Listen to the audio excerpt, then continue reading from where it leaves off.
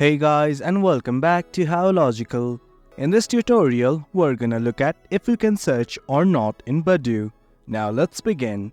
On any browser of your choice, simply type badoo.com and hit on enter right now.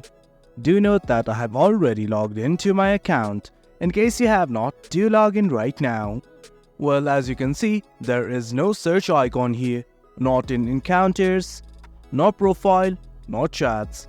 But there is a way to go around it. Simply go to nearby, and from here what you can do is simply adjust the preferences, that is the filters. The button's right here at the top right. Now adjust the filters, that's show me age range.